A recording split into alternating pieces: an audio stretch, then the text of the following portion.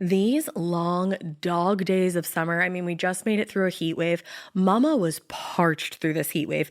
I was hitting up Dunkin' every single day, and I will continue to probably for the rest of my days, but especially this summer. Dunkin' is helping everyone stay cool this summer with its lineup of refreshers. These drinks are packed with bold, fruity flavors and served ice cold. It's amazing. Dunkin' refreshers are the perfect afternoon pick-me-up. I like to start my morning with them personally, and then sometimes I go back for a second one because I'm just feeling crazy. They come in a variety of delicious flavors, including fan favorites mango pineapple and strawberry dragon fruit. And then for a limited time, there's black cherry and there's pink pineapple. I'm going to tell you something right now, and it's a bold claim, let me tell you, but I stand behind it. Pink pineapple will change your life. It is so good. It has me feeling like I'm sitting in a pool, resort side, just living, honey. It's so yummy. Try your favorite flavor with green tea, sparkling water, lemonade, or Dunkin's all-new limeade. I haven't tried the limeade yet, but I'm going to. Usually I get my drinks made with green tea and occasionally lemonade, but I do really like the green tea. Or if you don't want to build your own, try one of Dunkin's curated refreshers like the Cherry Lime Ricky or the Ultimate Pink Daydream. The Cherry Lime Ricky, scrumptious. I could drink like 3 of these a day. They're so freaking yummy. Head to Dunkin' today and find your favorite refresher. Dunkin' refreshers contain less than 1% fruit juice. Limited time offer. When it comes to online college, Southern New Hampshire University is so good, it's scary. Listen, the facts don't lie. SNHU has degree programs that fit your goals, online classes that fit your life, and real support at every step. And if that wasn't enough, they've got some of the lowest online tuition rates in the U.S. This is an airtight case, you guys. Visit snhu.edu/morbid to get started. That's snhu.edu/morbid. Every good detective needs a partner to support them on important cases. Think of a State Farm agent like your sidekick, there to help you along the way in your search for coverage. State Farm can help you choose the coverage you need, whether it's for your home, car, boat, or even RV. With so many options, it's nice knowing you have help finding what fits for you so you can get back to solving all of life's bigger cases. Go to statefarm.com or use the award-winning app to connect with a local agent and get a quote. Like a good neighbor, State Farm is there. Hey, weirdos, I'm Ash. And I'm Elena. And this is Morbid.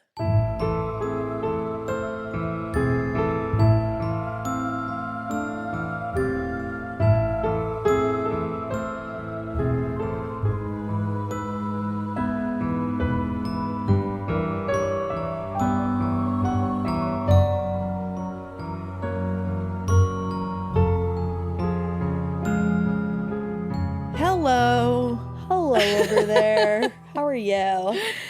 You know, I'm doing okay. I had a very nice weekend. And I'm sorry to say that to you because Ash did not have a nice weekend. I had the worst weekend of my life. I had here, we'll get mine over with. Yeah, yours was beautiful and I should have stayed with you. I had a very nice weekend with John and the little gals. Aww. We just had fun. We played board games. We watched movies. We played outside. It was just like a very nice, we did some fun things. Aww. And I wrote a lot, which is, it always like just feeds my soul when I get to do that. I swear. Are you like an author? Are you like an author?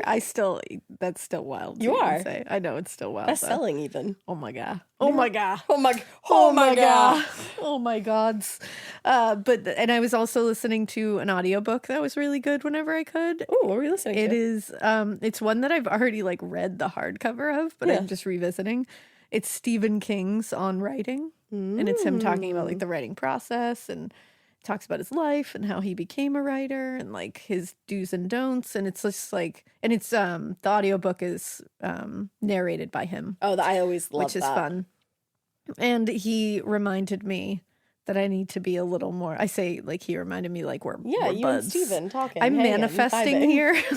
I'm manifesting being friends with Stephen King. I'm shaking my coffee and I'm sorry if you hear it. That's part of the manifestation process. So she shakes her coffee around. Sorry about it. Sorry, it's just witch shit. Okay. So, but he reminded me that I've been trying to get into routines better because I thrive in a routine. Me too. But like this last year has been a tough year. It hasn't been a great year. It's been, how you say shitty.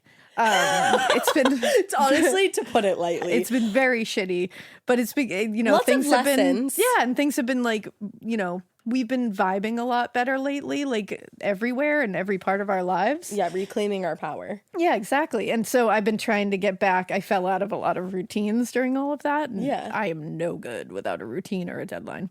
I know you, little Cappy over there. Yeah. So, Stephen, Mr. King, if you will, he reminded me that you need to be strict on yourself when it comes to writing, and you need to write every single day, probably around the same time in the same place. That makes sense. And At least that's what works for him. well, that's how you got your first book done. That's so. the thing. And I was doing that, and I was really rolling, and so I got myself back in that routine, and I was like, I'm going to do this, and it feels so fucking good. I feel like alive. Well, I want to start working out more in the morning before we start, so I feel like I can have my little workout time, you can have your writing time, There you go. We'll just meet and then record a cool episode. We'll meet with beautiful, thriving minds. Yes. And bodies and souls. My therapist told me the 3 most important things to like maintain a healthy mind are getting enough sleep at night, cooking, like at home, like cooking for yourself, and exercising. And she was like, and not like going like crazy, but just like 30 minutes of exercise a day. Like go for a walk, just fucking climb some stairs. I don't know. So far, I've got like 1 out of those 3, so I'm getting there. I don't even know if I have 1 out of those 3 right now. I'm like, take out, sit on the couch, don't do anything good for your mind because I'm in a state of sad. Yeah, Ash had a rough weekend. Yeah, never fly across the country for someone you think is your friend when they're not your friend. That's all I'll say. Yeah, don't do that. Yeah.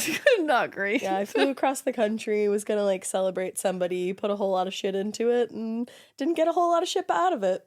But you live, you learn. Yeah, I think the universe was just like, hey, maybe you don't need certain people in your life anymore. She's always teaching. She is. And I feel bad. Maybe I just accidentally took all of your happy weekend vibes. So I apologize for that. That's okay. No, you know what? I'll share the wealth. I kept thinking, like, is this a decision I should make? Like, should I do this? And whenever you're second guessing yourself, you always trust your gut. Yeah. I'm not good at that, so I'm preaching something that I don't always do, but I always want to do afterwards because I always regret not listening to my tummy. You and I were saying it this morning. It's like we're both kind of introverts. Like I used to be such an extrovert, but over the past couple years, I feel like I've become a little more introverted. I think because I'm like happy with my home life. Yeah.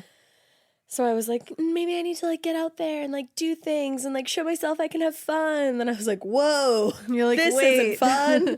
I am having fun, just a different kind of fun. Yeah, I came home and I said to Drew, I was like, you're my fun. Oh, Drew's my fun too. Yeah, he's so fun. I love Drew. I love it. I like our little bubble that we have. Like me, you, John, Drew, a couple other friends out there on the outskirts. But like, you know what I learned in like the first couple weeks of 27? Keep your motherfucking circle small. Yeah. You know? It's a, know? Oh, I know. I know. Well, that was our weekends. I hope you guys had more of a my weekend, if like a happy weekend, I suppose. And you know what? We're going to get Ash right the fuck out of that shitty weekend and into a great week. Fantastic. Not with this case, but like we're gonna do it in other ways. No, we're gonna do something with like the kids tomorrow. That's gonna be fun. Yeah. That honestly feeds my soul. I think I've just really moved on to a different part of life. They will feed your soul all day, every day. I'm ready to just like hang out with your kids, have my own kids, just fucking vibe. Oh, it's the best. Yeah. It's so much fun. Built-in friends. They make you feel great. They do make me really feel great. do. This morning, the hugs I got, I was like, oh, bitch, why did I leave? Oh, bitch. Well, I guess, so I hope you guys had a great weekend, and here we go. Because we got to do part 2 here. Yeah. And it's going to get a little rough. And I think this case is really, really sad. Yeah, I think I should tell you right off the bat, it's going to get a little tough to listen to. Yeah. But there is, this case involves sexual assault. Oh. It involves a very gruesome attack. And this guy's just a dick. And, okay, you just start before I start asking questions, okay? Okay. Okay. Okay. All right, so in case you are just coming here, we are on part 2 of the kidnapping and murder of Denise Huber. When we last left you, police investigators had found that chest freezer. Yes. In John Famolaro's rented Ryder truck that he had stolen Yep. and had kept for months and months. many, many, many months. And they were like, oh, yeah, that is missing. Yes, and when they had opened the freezer, they'd found a body inside. They were fairly certain that this was the body of missing Denise Huber. So that is where we left you. We're going to move right on to where the investigation began. Okay. So the body was transported to the medical examiner's office, and that's where at first an external examination was conducted. This was done by Dr. Ann Buchholz, who was the medical examiner at the time. Denise's head had been wrapped in 3 white kitchen garbage bags. Oh my God, that's gruesome. When they removed all of those garbage bags, you could see that her entire head had been covered in gray tape. What? Quote, from the mouth to the upper eyelids. Jesus. Now, Dr. Buchholz noted that the head had many external injuries to it. The skull was what they referred to as basically shattered. Yeah. Wow. Horrifically, there was also noted to be a number of curved and oval-shaped lacerations, and through these lacerations, brain tissue was visible. Oh my God. That's how bad this was. There were also fragments of the white plastic bags that were embedded in these fractures in the skull, which indicated that the bags had been put over Denise's head before the injuries were inflicted. What? Because they had gone into the wounds. Oh. They ended up reconstructing her skull, and they showed that there was at least 31 separate injuries to her skull. Holy shit. 31 separate injuries. This guy is a monster. And Dr. Buchholz noted that there was probably many more than the 31 because there was fractures on top of fractures. What? It was a frenzied, horrifically brutal assault. And I think you said last time that he didn't even know her. Yeah. Now, the cause of death was determined to be blunt force trauma to the head. I would think. There would have been a lot of bleeding when this happened. And the thing is, outside of this, there didn't appear to be a lot of evidence of trauma anywhere else on the body. Okay. It seemed like it was very focused on her head, which is horrifying. At first, there didn't seem to be evidence of sexual assault, and they were hoping that there wasn't. What they said was, although Dr. Buchholz stated that a sexual assault can occur without trauma to the vaginal region, they didn't see any initially. So they had to allow Denise's body to basically thaw out before they could do all the tests they needed to, because remember, she's been frozen for years at this point. So when that time came, they did do additional swabs. They took... And when they came back, and this is really graphic, I'm sorry, the anal swabs were positive for the presence of some degraded semen. Oh my. So she was raped. Yeah. Now, the medical examiner also took prints from the body and they submitted them for processing. They came back 2 days later indicating that the body was that of missing Newport Beach woman Denise Huber. So it was officially confirmed. Right. They were pretty sure right off the bat, but... The discovery came back as so heartbreaking and shocking for Denise's family, her friends. Lone Huber, her mother, told reporters, "It's not the answer we wanted, but at least we got it." Mm-hmm. Because remember, they've been going through years from this, of nothing, of absolutely nothing, no leads. They didn't even get a chance to run down anything and hit a brick wall. They had nothing. It was just brick wall after brick wall right off the bat. Right, just like random tips coming in that were going nowhere. Yeah, so obviously this is not what they want to hear. This is not the outcome they're looking for. Of course, you're always hoping your daughter or son or child is going to be found alive, but they were trying to prepare themselves for the worst, and at least now they know. Mm-hmm. At least now they know that she is not out there still waiting to be found. And she can be laid to rest. Yeah. Now, Costa Mesa detectives were also very, very dismayed by this news. Sergeant Jerry Holloway said, "This may be the end to one of this department's biggest frustrations ever." I would think. Because again, it's not like this was one of those things where they just had lead after lead and they didn't pan out. No. They got nothing. So this is, for it to end this way, is like a slap in the face. Mm-hmm. Like it really is. It's just like all of it came crashing down at once.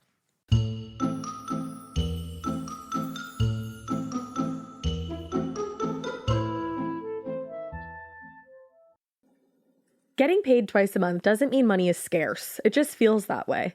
That feeling makes you do weird stuff, like putting things on a card you didn't need to. Earnin removes that feeling. With Earnin, you can access up to $150 per day of money you've already earned, plus up to $1,000 between paychecks. Standard transfers take 1 to 2 business days with no mandatory fees, and expedited transfers start at $3.99 and cap at $5.99. 5 million people are already on it, and honestly, it's wild it didn't exist sooner. Download Earnin on the App Store or Google Play, spelled like earning money without the G. Type in Morbid under podcast when you sign up. It'll really help the show. Earnin is a financial technology company, not a bank. Access limits are based on your earnings and risk factors. Standard cash outs take 1 to 2 business days with no mandatory fees. Expedited transfers available for a fee. Tips are voluntary and don't affect the service. Available in select states. Terms and restrictions apply. Visit earnin.com for full details. Every good detective needs a partner to support them on important cases. Think of a State Farm agent like your sidekick, there to help you along the way in your search for coverage. State Farm can help you choose the coverage you need, whether it's for your home, car, boat, or even RV. With so many options, it's nice knowing you have help finding what fits for you so you can get back to solving all of life's bigger cases. Go to statefarm.com or use the award-winning app to connect with a local agent and get a quote. Like a good neighbor, State Farm is there.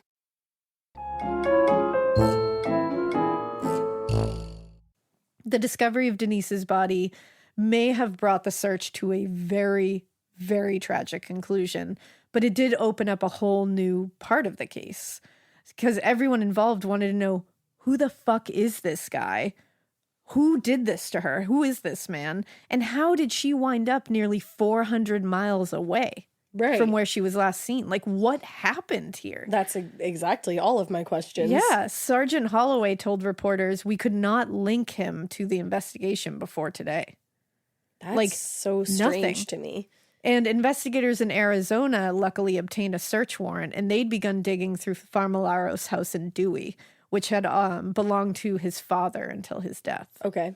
So the search of his home was pretty tough and pretty intense because it was covered in trash and clutter. Ew. By the time they were done, they had collected over 100,000 items from the home. What the fuck? Yep. And many of them were crucial to the investigation. Like in the garage, they discovered 2 boxes labeled Christmas.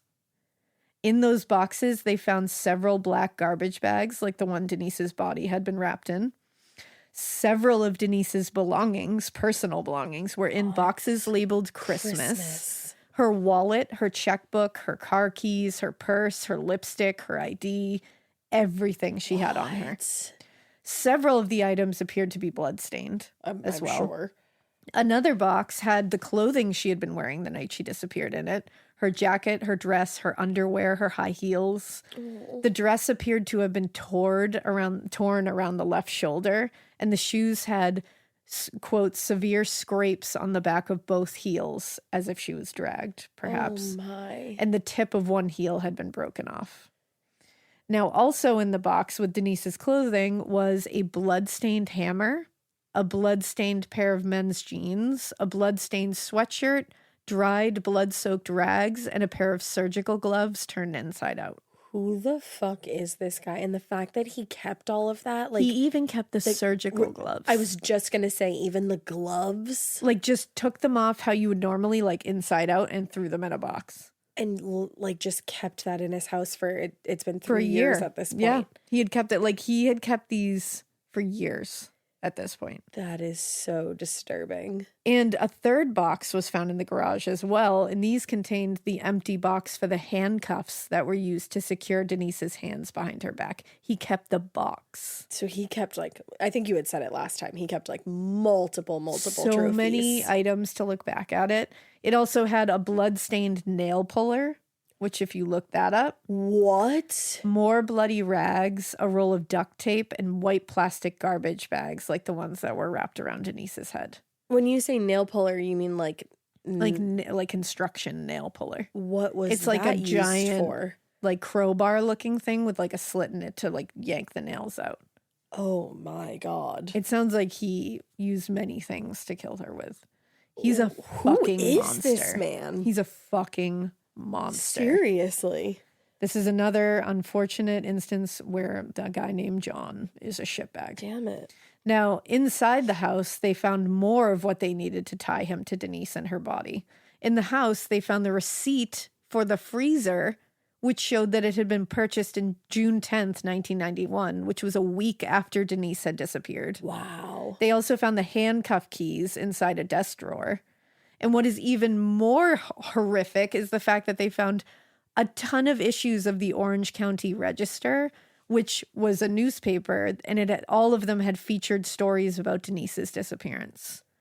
They also found a videotape of the episode of Inside Edition that featured a segment of Denise's disappearance. He taped it? And this one had like a whole segment about the search that had undergone to find her, like with her family on it, her parents upset. Fucking animal. Had taped it on a videotape and had saved articles about her disappearance. What happened to this man to like what? Like, this isn't one of those things where you're like, oh, like, you know, like of course he needs to be locked away, but like this seemed like it was like a snap or something like that. You know what I mean? Like nothing's ever, you know, validating it, but like you're like, wow, this is just one of those instances where someone like lost it. Right.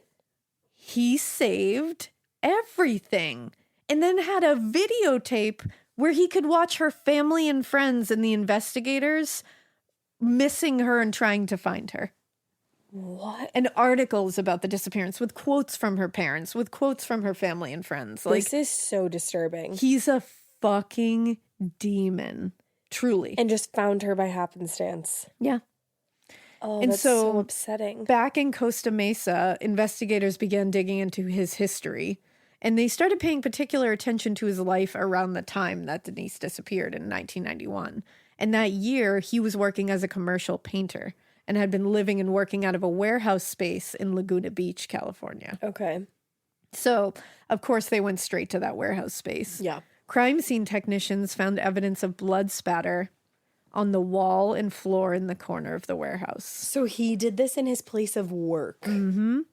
When technicians removed the piece of drywall of that space and the like wood framing, they found a huge blood stain behind the wall that was described as, quote, a thick, deep maroon color. Oh my God. And nobody had ever discovered that before. In a corner of this warehouse in Laguna Beach, California. And nobody ever saw that and reported it? Like, because this stain was behind the drywall. Oh, that's okay, the thing. sorry. They ripped out the drywall. Now, his defense lawyer, Larry Katz, maintained that his client was innocent. Yep. And called the case against him entirely circumstantial. All of her belongings, her body, everything was in his possession. Yep. What is circumstantial about him having a dead body on his property? Yeah.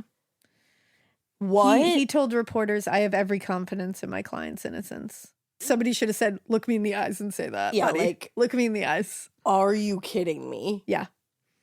And he also said that Familaro was, quote, appropriately depressed about the situation. He's like super bummed that this happened. Yep.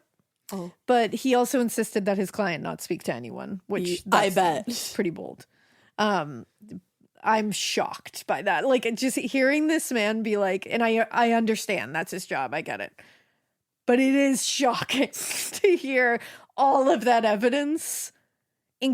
She was found there. On his property. The receipt for the freezer that she was found in was found there. The box for the handcuffs that are on her body currently when they found her is in his house. And I'm sorry, but all like, what of her is circumstantial about like that's why I'm like semen being found in her body? Did he look up the definition of circumstantial? Don't like you I'm a little think confused. That with a case like as gnarly, like the way that she was found, wouldn't you go for like insanity at the very least? Truly. Rather than circumstantial. But I think honestly you couldn't go for insanity because it would be hard because of that taped Inside Edition thing, all the newspapers, like that shows that he didn't find what he did wrong. He liked it. He sat there and watched her family cry about it. Oh my God. On a videotape. But I'm like, circumstantial is not the way to go, truly, my guy. Truly. Like, there's no way to go here. No. Now, I suppose we have to tell you about John Famolaro. Well, I just want to know what the fuck he is. Yeah. So he was born June 10th, 1957 in Long Island, New York. So he bought the freezer on his birthday. What the fuck? It gets more and more horrifying the more you go into it. Yeah. What? And killed her a week before his birthday. And then went on his birthday, purchased the freezer.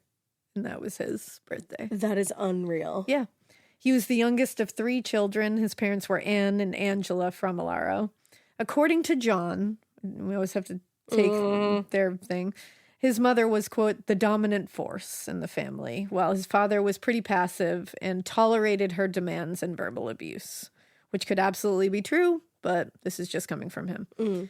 A year after John was born, the family moved from Long Island to Santa Ana because his father had been sent to establish a manufacturing plant in Garden Grove, California. The children, which included his brother Warren and sister Marion, were really, really close to their father. They had a very loving relationship by all accounts. They really got along. Okay. Their relationship with their mother was a different Not so story, great. according to them. They said it was a very erratic, it was a very tense relationship, not a good one, not a loving one. According to all the children, including his siblings, the mother was very difficult, very confrontational, and she was very controlling. She was also a devout Catholic, which in and of itself, I'm not saying is a bad trait, but because of that, she was very devout. So she was very preoccupied with saving their souls. Okay. And would use that as justification for abusing them physically and emotionally. And that's the bad part of that kind of devoutness. Yeah. And the children also said that they got isolated a lot from other children, really. Like, they didn't get to play with other children a lot. They were isolated from kids at church. But then those who knew them around this time said that the children seemed very focused and very well behaved, which I say, sure, I'm sure they were very focused and very well behaved. They had an abusive mother. Exactly. They were Usually doing that those so kind that... of kids are trying to keep it together so they don't get hurt. Exactly. Now, apparently the outside of the home looked very neat and clean and tidy. No one would have ever thought that something was going on. Inside, totally different story. According to the children, the inside was cluttered, trash, food, magazines, everything, newspapers, just things stacked everywhere. Ew. And they acknowledged that this was also something that their maternal grandmother had done. So it seemed like this was just something that came down the family line kind of thing. It's like a mental illness kind of thing. They also said that their mother was very paranoid, like very paranoid. And she also had this like obsessive, like kind of doomsday thing where she thought they had to like hoard things because like the end was coming.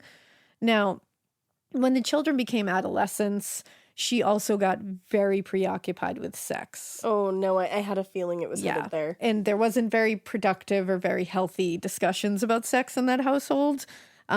She even bathed them personally into their preteen years. Oh. She was a little strange with her behavior for bedtime, according to the children. And years later, Warren Famolaro, the brother, would be convicted of sexually assaulting 3 children and serve a sentence in a facility for mentally disordered sex offenders. Yikes. So something was going on. Absolutely. In that house. That's really sad. That did not help them become healthy adults. Now, as a teen and young adult, John Famolaro developed a lot of unhealthy coping skills. He liked everything to be very symmetrical, and it was like an obsessive kind of like everything needs to be symmetrical. And he would also go into bursts of energy and hyperactivity and then depression. So he seemed like he had unhealthy coping skills because he was not diagnosed with whatever was clearly going on here. Like, I'm not going to diagnose him. I don't know. Yeah. But there's clearly something going on that should have been diagnosed and treated so that he could form healthy coping skills. And he didn't get that. Ooh, this is a lot. So when he was like, in his teen years and stuff, he was bullied a lot because of these kind of things. Right. And he would get in trouble a lot at school because of that. So after graduating from high school, he attended a Catholic liberal arts college. And now that he was away from his mother, it did seem like he was getting better at his social skills. Makes sense. Starting to, I think she was really keeping him at that level. Unfortunately, he did find college to not be super easy or tolerable for him. Retweet. And after enrolling in and dropping out of several schools and classes, he just stopped before completing it.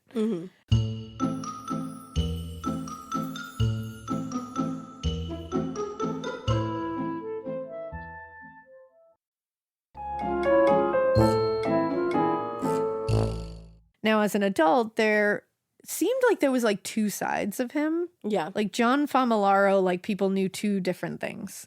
On one hand, friends remember him being very funny, an intelligent guy, very, very polite is what he was described as. But then other people saw him as very secretive, a little manipulative. He could be like a too charming, like a smooth talker kind of thing, like a snake oil salesman kind of vibe. Yeah. So it seems like he had two very distinct sides of himself that he would show at any given moment, whatever helped him at the time. He is a Gemini. Yeah, there you go. Now, there was also a dark side to his personality that investigators found while interviewing his former girlfriends. Oh, no. Because according to one former girlfriend, I'm not going to say her name. No. She and John had taken a trip to New York City in 1987, and they were like play fighting one morning, like as couples do, like just woo, you know? Yeah. But then John took it like too far, and he stripped her of her clothes and handcuffed her to a window in the hotel room. Then left her there for several hours alone, handcuffed. When he came back later, he was laughing, being like, this is hilarious. Like, thought this was a funny game. And she was like clearly terrified and traumatized. That is so insane. I guess after they left this trip and went back to California, they immediately broke up. She was like, bye. Yeah. They did reconcile in 1991, which is the year that Denise went missing. But they didn't reconcile as a couple. They just like talked it out. Yeah. And they like remained friends after he moved to Arizona in 1992. Okay. But court records indicate that John also took photographs of her during this whole thing. She said she doesn't remember this at all because she was so traumatized that I think she just blocked it out. Yeah, like PTSD. But in another incident that occurred in March of 1989, John was dating another woman. And according to court records, she stopped by his house one afternoon just to visit. And she tried to leave his house once the visit was over. And John, quote, pushed her onto the bed, causing her back, shoulder, and head to hit a bookcase. Once she was down, he forced her hands above her head and handcuffed her to the bed frame. Oh, no. Then he removed her clothing against her wishes forcibly and indicated his intent to rape her. It was only after she had started screaming as loud as she could and saying that she was going to report him that he released the handcuffs and let her leave. But when she left, he called her a bitch and said, "You're the one that brought this on." Oh, yeah, because that's how that works. Yeah, so he's a fucking foul beast. He is an animal. Apparently, later when they had talked about this, because they broke up, but they had talked about it, and I guess he'd said to her that she just obviously didn't know mature sex games. And I'm like, honey, get a grip. Seriously. Get a grip. Like, I don't think you know about mature and consensual sex. I don't think you know what being a human is. No. Now, in late 1992, John moved to Arizona to help his mom because she was caring for his ailing father. Okay. And remember, he did have a good relationship with his father. Right. And he actually kept living in the house with his mother after his father died. Oh, I can't imagine that was good for his health. In those kind of relationships, those parent-child relationships, when they are like that, sometimes they just cling, continue. Yeah. You know what I mean? Like the person Norman will Bates. continue it. Exactly. Now, that is John Famolaro. Wow, what a story. Yeah. And on July 20th, 1994, after he had been arrested, John Famolaro appeared before a judge for the first time. At the hearing, authorities testified that the extent of Denise's wounds were just unmentionable. And they called the repeated blows to the head heinous and depraved. And they said all of this means that it warrants the death penalty. Agreed. Which would automatically disqualify him from receiving bail. This part of the show is brought to you by Anua, the Korean skincare brand known for scientific, gentle, yet effective formulations. The latest from Anua is the Retinol Collagen Gua Sha Cream, a firming cream with a gua sha-shaped tip built right in. Have you guys heard of gua sha? It's that viral massage tool that moves fluid and tension out of your face. Less puffiness, a snatched jawline, honey, more definition in your face. Retinol firms and reduces fine lines, and collagen keeps your skin plump and structured. This cream has both of those things, arguably the most optimal combo for that snatched, lifted look all in one step. I am obsessed with the gua sha cream. First of all, it feels so cool to the touch. When you put that on your face, it's just like, this is lovely. It's like a little spa treatment that you can give yourself. I like to do mine at night after I get out of the shower. I rub the cream on my face with the little gua sha. I'm sculpting that jawline, honey. I got it on the cheekbones. And actually, I had a facial the other day, and the lady doing my facial, the professional, she said, "Do you use a gua sha at home?" And I said, "I do." And I said, "How did you know that?" And she said, "I didn't have those little like bumps in my chin or like different areas like that." So she could tell that I was using the gua sha. And I said, "Oh my God." I just feel like I wake up less puffy in the morning when I do it the night before. But you can do it whenever you want to. I, 10 out of 10, recommend this product. The Anua Gua Sha Cream Value Set is available at anua.com, already discounted. Use code MORBID for an extra 10% off. That's ANUA.com, code MORBID. The Sherwin-Williams summer sale is here. Get 30% off select paints and stains or 35% off their newest product, Emerald Symmetry, July 17th through the 27th. Whether you're looking to refresh your interior or your exterior, they've got the colors to bring your vision to life.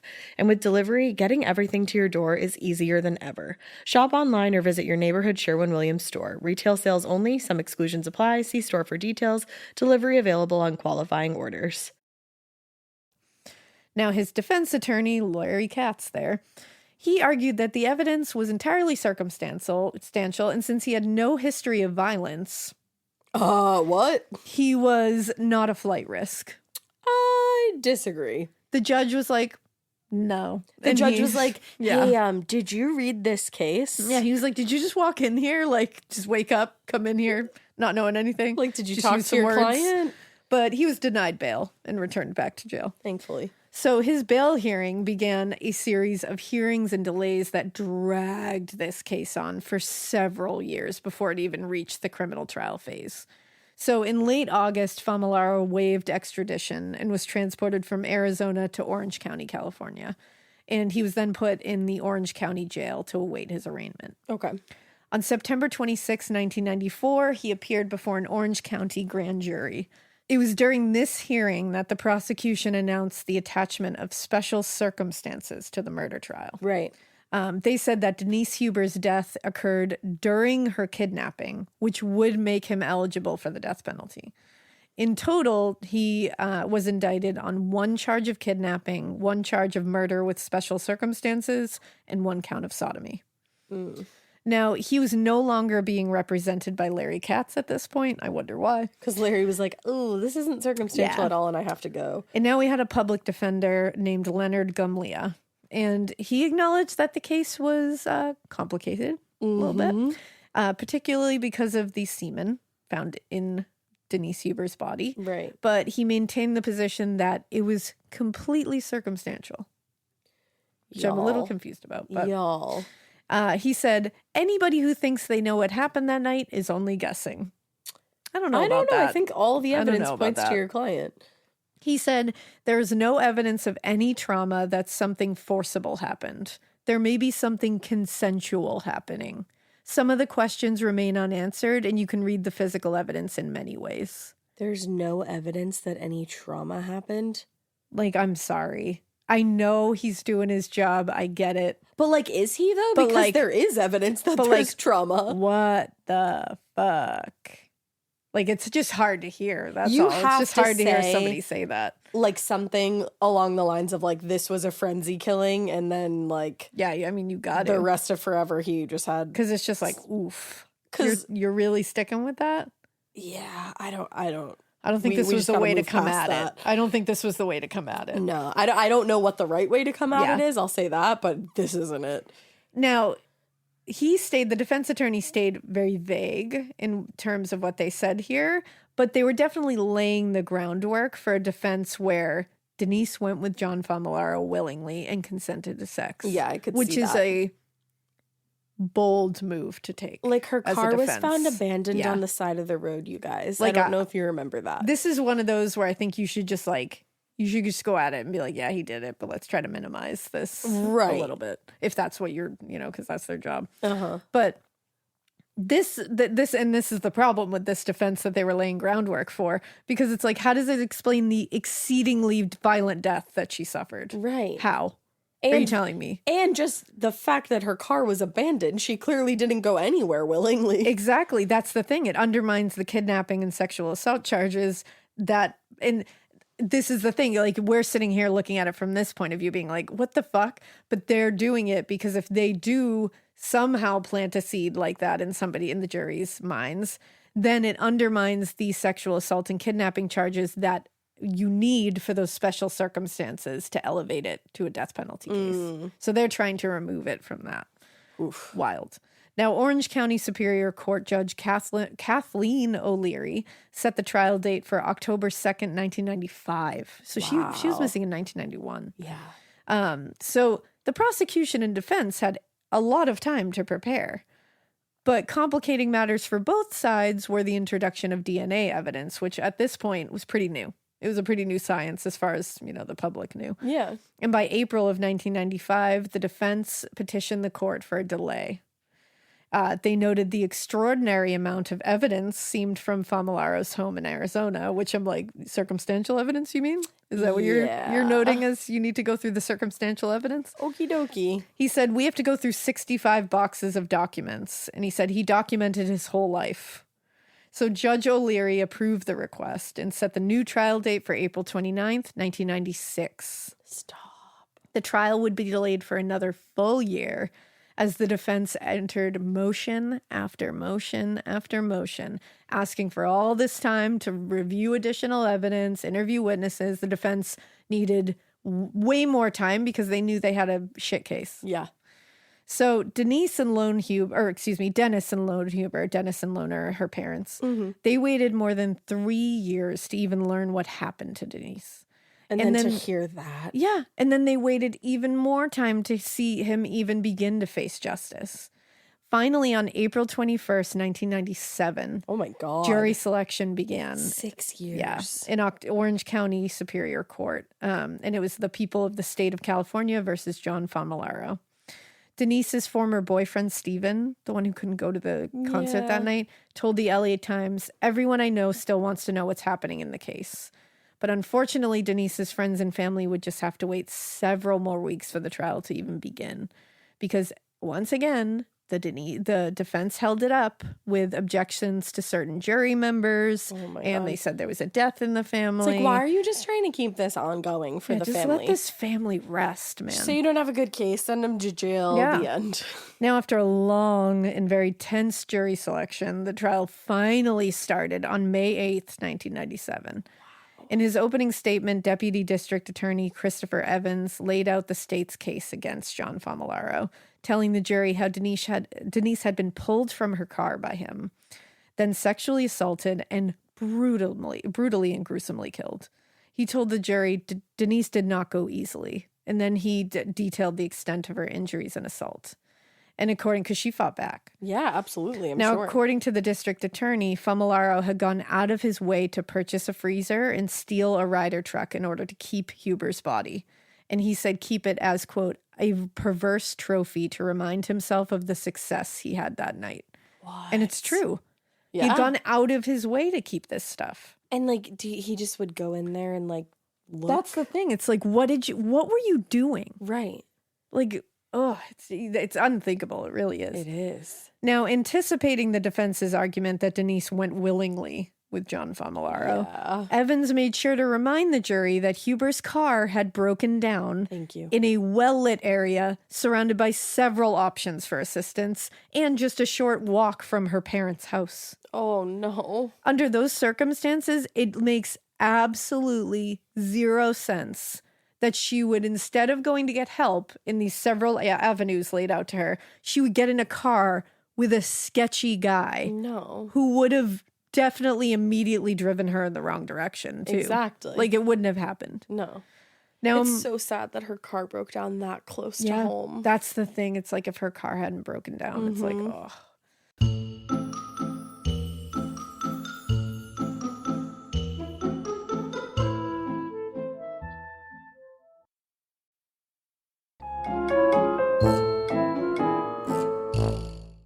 Now, among the first witnesses called by the prosecution was Rob Calvert, who was the friend she went to the concert with. He testified the events of the evening, and he included the fact that they definitely had several drinks over the course of the evening, but he was like, it wasn't a big deal. Yeah. Under cross-examination, Leonard Gumlia, the defense attorney, honed in on that fact, but it definitely backfired on him because following his cross-examination of Calvert, he had to make it clear that he didn't mean to imply, quote, that Huber was drunk, but to suggest that she had drunk enough to not want to summon help from authorities and to take a little more risk than you might otherwise do in that situation. Oh, so victim blaming. So it's like, that wasn't a good look on your part. And it's like, oh, okay, so she's not allowed, a grown woman of age is not allowed to drink at a concert. Right. And if she does so, then she does, like, you know, what do you think happened? Of course, she was going to get brutally assaulted and murdered and kidnapped. No, Isn't not it a good look. interesting how these things like don't really get brought up unless it's like a female victim? Exactly. Are you going to do that with a guy if this was the other way around? Right. No. The defense's line of questioning was definitely aimed at supporting their ultimate defense, which was she went willingly. And they hadn't presented that to the jury yet because they were trying to lead up to it and kind of lay groundwork to get that in the jury, to get the jury thinking they came up with it kind of thing. So they thought they were doing that, but it kept backfiring. I was going to say, this is a hot mess on their side. Yeah, it just kept making them look shitty, to be honest. And they had no proof of it. Right. Now, how do you even prove that? No. And again, it doesn't make sense that she would go willingly with some strange guy. And it's not like John Famolaro looked like a wholesome guy that you wanted to get in the car with. Like, he just didn't. Really? So the prosecution rested its case on May 14th, and the defense requested that the judge drop the kidnapping charge. What? They said, quote, I understand that she ended up in a place she didn't want to be and ended up in a condition she didn't want to be in. Dead, you mean? Killed? But there's no evidence that she got there forcefully. I'm sorry, Did what? you see her shoes? Yeah. There were drag marks. Oh, thank you. Because the prosecution strongly objected. They argued that they believed Denise was blindfolded, which they said had a ton of implication. And Judge John Ryan agreed with Evans, saying there are too many reasonable inferences to show kidnapping.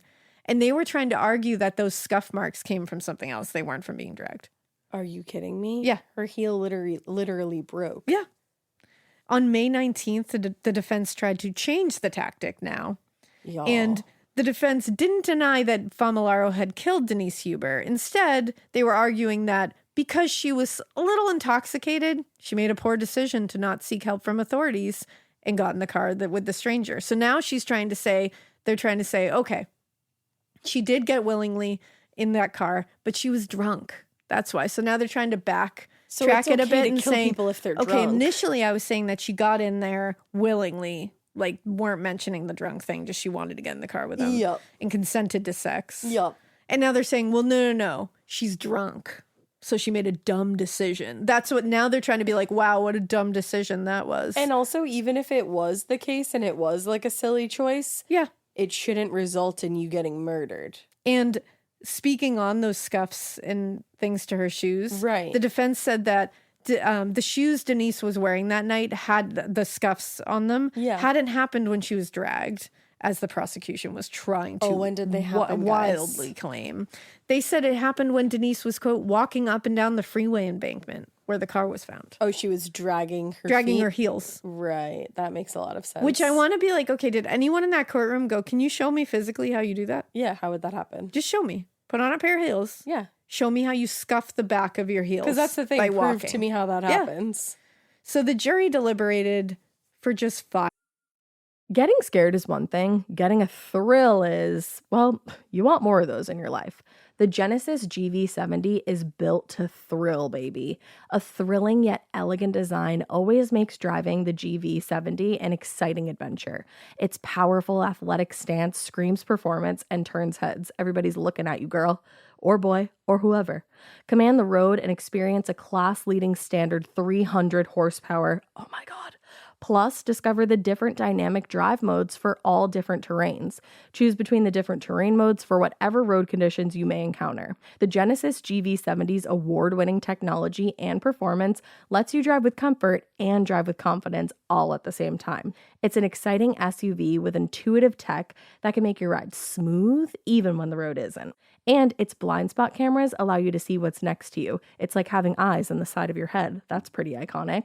Its performance, by the way, is measured not only in power, but in how it makes you feel confident, sexy. The Genesis GV70. Learn more at genesis.com and feel the GV70.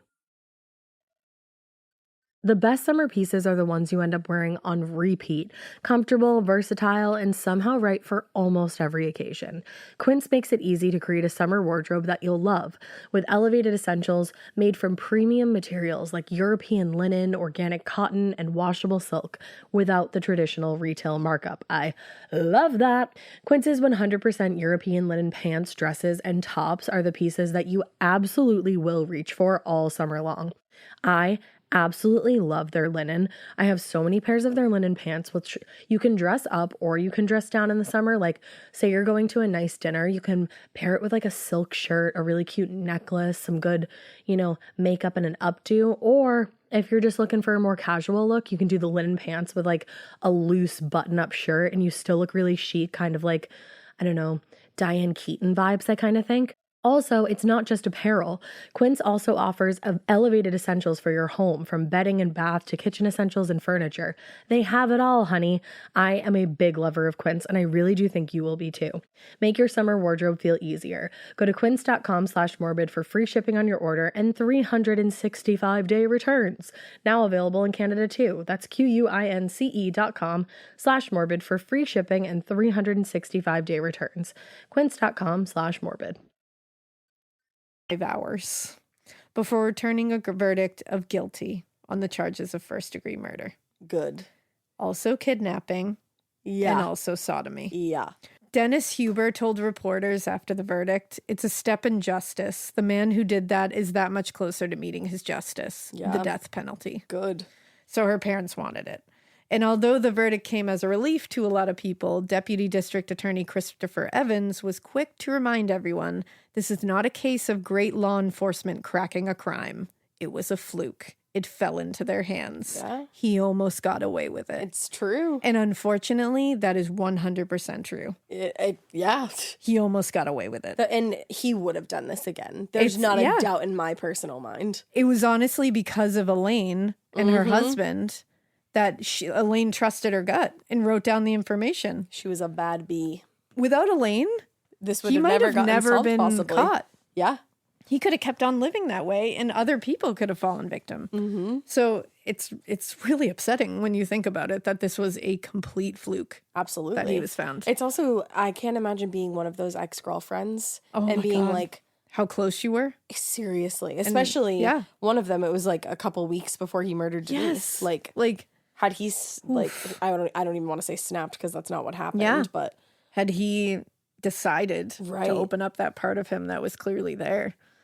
Oof. It's very upsetting. Jarring. Now, John Famolaro returned to court in late May for the sentencing phase. Over 2 weeks, friends and family got to testify on the impact of Denise's murder on their lives with him in the room. At times, I guess the jury and several members of the court were in tears. I bet. With all of these testimonials. It was a really emotional sentencing phase. You would think so. And the defense called several character witnesses to testify on Famolaro's behalf, including his mother, who told the court, told the court that her son had truly, and she was actually right here, she said her son had truly never received the help he needed. Yeah. Which, 100%. After several more delays, Famolaro finally came back into court on September 5th, 1997. My Now remember, God. the sentencing phase was 2 weeks in May, and this was in September. Judge John Ryan sentenced him to death.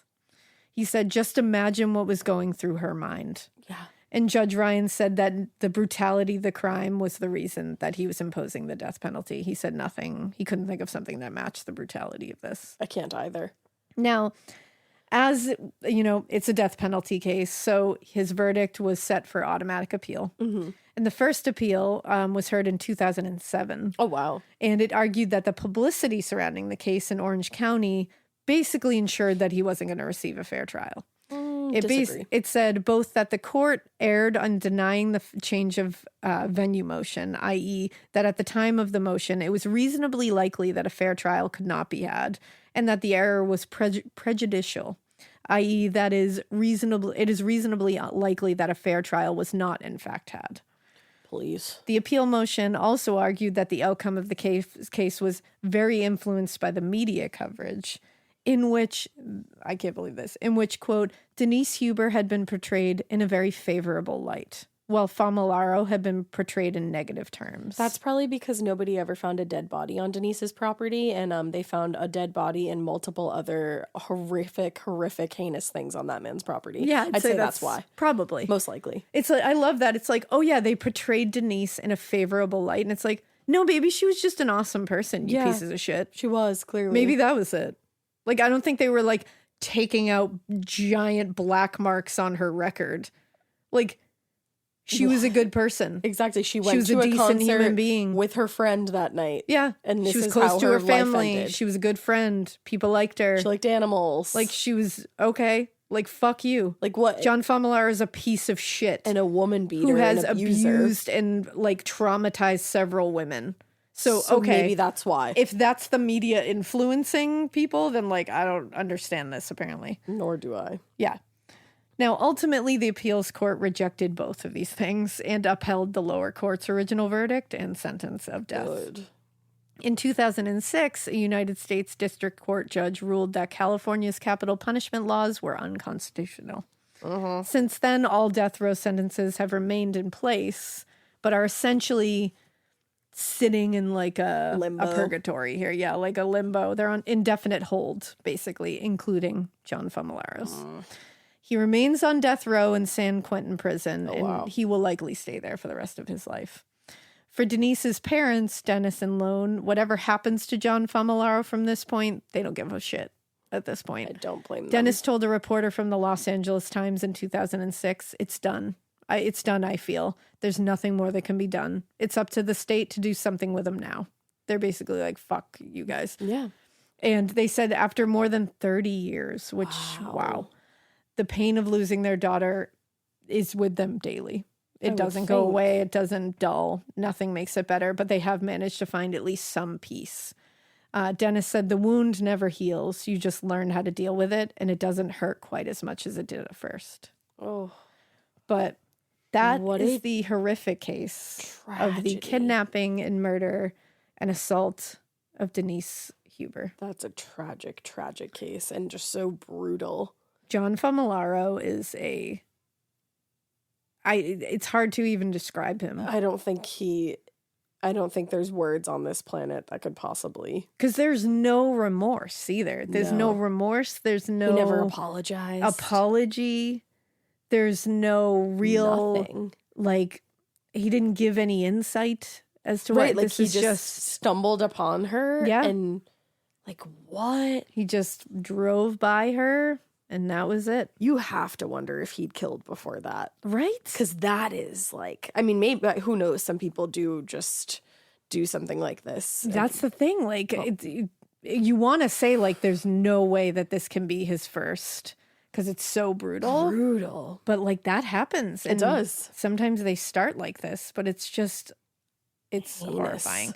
And it's the trophies. Yeah. And the amount of trophies that he kept. It and seems that they like were it all was bloodstained. And like he kept the boxes for the handcuffs. I mean, like them Christmas. Everything. Yeah, he's a sick fuck. Yeah. He truly is. This is a doozy. Yeah. It's awful. But wow. I mean, it sounds like at least her family was able to find peace in the closure of it, but obviously nothing takes away. And honestly, they had to sit in that courtroom and hear what happened All of that. and I look can't at this imagine. piece of shit that stole their daughter away. I know. I hope nothing but the best for them going forward. I know they seem like very kind, very sweet. Yeah. Like a really good family. Like, I really hope that Yeah. at least some good things happen to them after Yeah. this that they could enjoy. Like, I don't know how know. you would ever be able to again, but Because they have truly been gone through through the something gamut. that none of us can even fathom. conjure up in our head. At least here in this room. Yeah.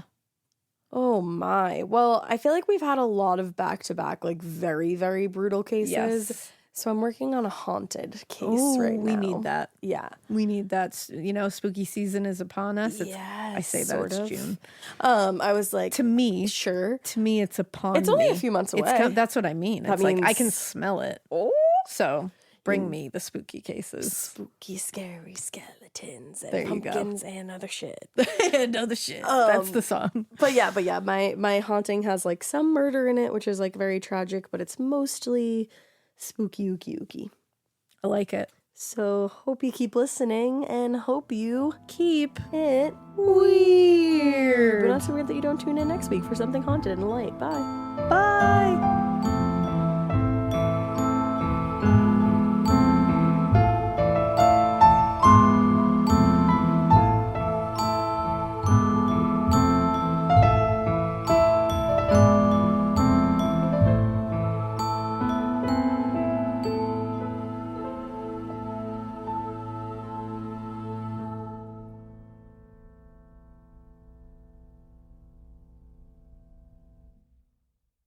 You wouldn't take financial advice from a 72 hours in a single day alpha influencer, would you?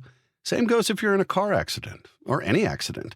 Who you choose matters. That's why Morgan & Morgan exists. They're the largest injury law firm in America, and they've built a reputation by actually winning cases, not just talking about it.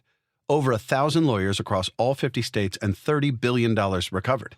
Injured? Go to forthepeople.com/podcast. That's forthepeople.com/podcast. In the U.S., there's a break-in every 26 seconds. But when intruders step near, Simply Safe Home Security steps up. Stop. This is Simply Safe. Police are on the way. Using AI alerts, U.S.-based live agents help deter break-ins. Simply Safe, no long-term contracts. Save 50% on your new system with professional monitoring at simplysafe.com/SXM or with promo code SXM. Outdoor deterrence requires a Simply Safe Active Guard outdoor protection plan starting at $49.99 a month. Visit simplysafe.com/licenses for alarm license information. Tennessee 2012.